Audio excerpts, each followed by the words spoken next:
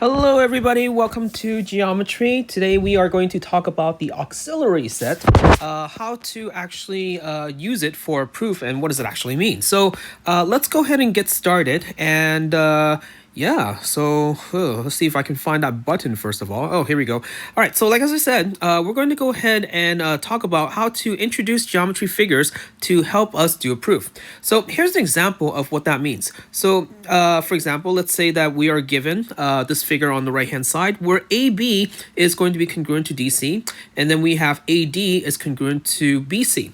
So just drawing the picture out as to in terms of what I have, I know that AB, which is this length, is congruent to this length. And then we also have AD is going to be congruent to this length over here. What I want to prove is that A, the angle, is going to be congruent to C, the angle. According to the picture, it definitely looks like we can have two triangles that are congruent to each other, but there is a missing segment that would be nice to be there, that would help us out. And that segment that I'm talking about is DB right here, because as soon as I draw it, then you can see that those two triangles are congruent by SAS. So the idea here is to introduce this segment, so then that way we can actually do the proof. So here we go. This is basically the idea of auxiliary set then. So the first part of my proof is that I'm going to say, for the reason, I am going to introduce that segment DB right in the middle. The reason for that is the line postulate, if you remember from a long time ago, which basically says that for every 2 points, in this case D and B, there exists exactly one line that contains them. So any of those theorems or postulates that we learned that says there exists exactly one, that's what they're basically for. It's so that we can actually introduce these line segments or these points or maybe the angle bisector, whatever is necessary to make it so that our proof is going to be a lot easier. Well, once that line DB is introduced, I think our proof is pretty straightforward then. We are going to have SAS. Also, no, not SAS. SSS, my fault. Because the first thing that we're going to say is that the second step, DB, that line segment that we've created, is going to be equal to DB because of the reflexive property. Drawing that in the picture just so that you can see it. See, you can see that those, using the wrong one. These two this one segment is basically the same itself. Moving on to the next part, we are now going to say that AB is going to be congruent to DB over here, okay? And then that is going to be given. And the other given is going to allow us to finish off that SSS proof then. So AD is then equal to BC. So as you can see from the left-hand side, I wrote down SSS because that's what we're using. Then those two triangles are congruent to each other by SSS. And by corresponding parts then, angle A is then congruent to angle C. So the idea is hopefully very straightforward. We're just introducing a line segment or an angle or whatever it takes for us to maybe see some congruent triangles so then we can finish the proof. Now, in terms of what are all of those theorems or postulates that allows us to introduce something, here is a short list of it. And these are not all of them. These are just some of them that are most likely very essential that you're going to run into in the proofs in the near future. All right, so just kind of going down the list. The first one, if you're going to introduce a line segment, well, then that's just a line postulate, as you can see from earlier. If you're trying to introduce a point with a certain length on a segment, that's called a point plot theorem, if you remember correctly, because I want the point to be somewhere on the line with a specific length. Then there's also creating the midpoint, which is the midpoint theorem. And if you look back at all of them, as I said, they're going to say the word exactly for majority of them, which indicates that this is exactly what I wanted. Okay. Next, if you want to call the intersection of two lines, if you, for some reason you need that intersection, then that's going to be this one right here, which is theorem 3.1. So that one, if you recall, it says that any two lines has at most one intersections between them. Then there's the angle bisector, which is a little bit more recent, and that one is called the angle bisector theorem. And by the way, most of these are actually theorems, if you remember correctly, or if you recall. If you look at the name, right? Point plot theorem, midpoint theorem, and angle bisector theorem. So putting the word theorem afterward, that gives you an idea as to that's kind of like an easier way to memorize it. Let's see. Then there's the more recent one over here. If you're trying to create a perpendicular to a line via an internal point, that's going to be theorem 6.1. And then if you're trying to create a perpendicular line via an external point, meaning the point and the line are away from each other, and you're trying to draw that, then that's going to be theorem 6-4. So just kind of like drawing a picture of each one just so you can see what's happening.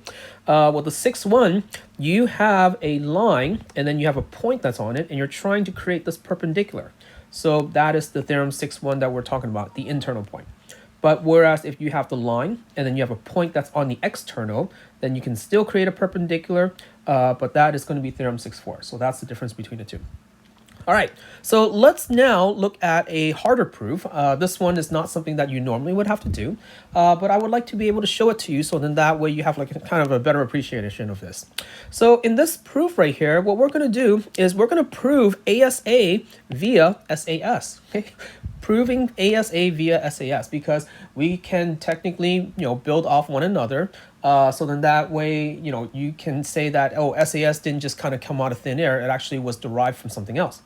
So the idea is that if we're given the ASA situation, which is what we have on the right-hand side, then I want to be able to prove that those two triangles are going to be congruent to each other.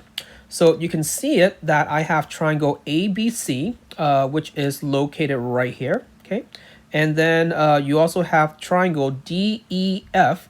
And by the marks that I have right there, you can definitely say that, oh yeah, that's going to be ASA. But what I want to do is I want to prove it via SAS then. Okay, so here we go.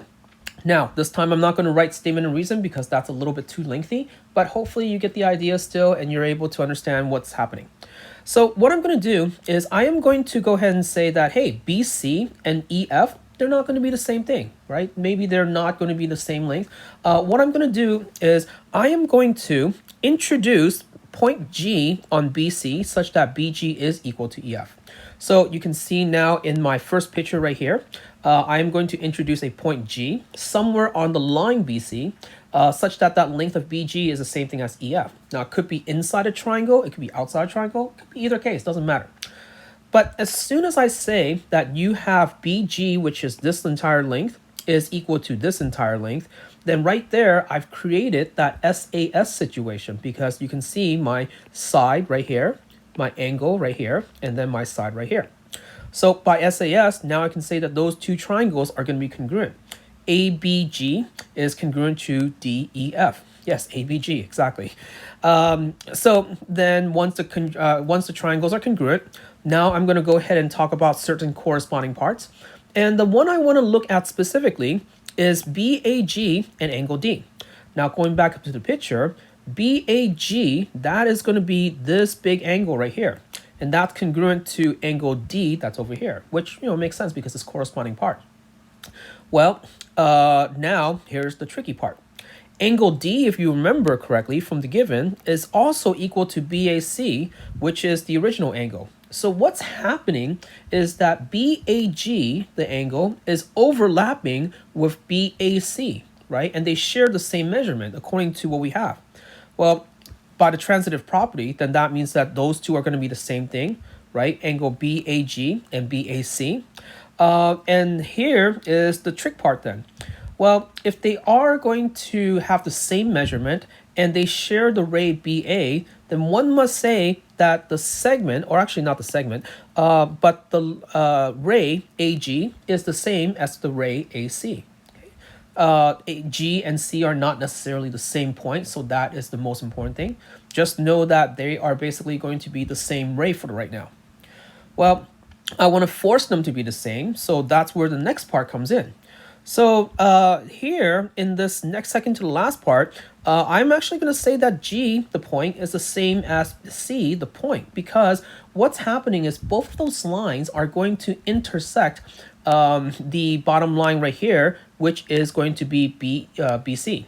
Okay, so both of those lines are going to intersect BC.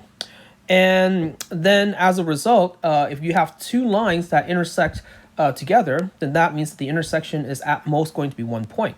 So that right there, which is basically, I think, theorem 3.1 once again, forces then those 2 points to be the same thing. Okay, so as a result, G is the same thing as C. So then if you go back to our very, very beginning over here, then you can see that if I replace G with C, then hey, we're going to have now our congruent triangle situation, showing that ASA actually works out. All right. All right, so that is going to be the harder proof. You won't have to do something like that difficult in the homework, but giving you an idea of as to like, what you're expecting for the homework assignment, it'll be something like this. Given the figure on the right-hand side, we have AB is going to be congruent to AC or equal to AC. BC is going to be equal to CD, so the marks are over there. What I want to do is I want to prove that angle B, which is located over here, is going to be congruent to angle D, which is located over there. So my question to you is, what can we possibly introduce in this case so then that way we can use some sort of congruent triangles to prove those two angles are congruent to each other? If you want to try the proof, go for it yourself, okay? But I think this one is definitely going to be easy enough for you guys to try.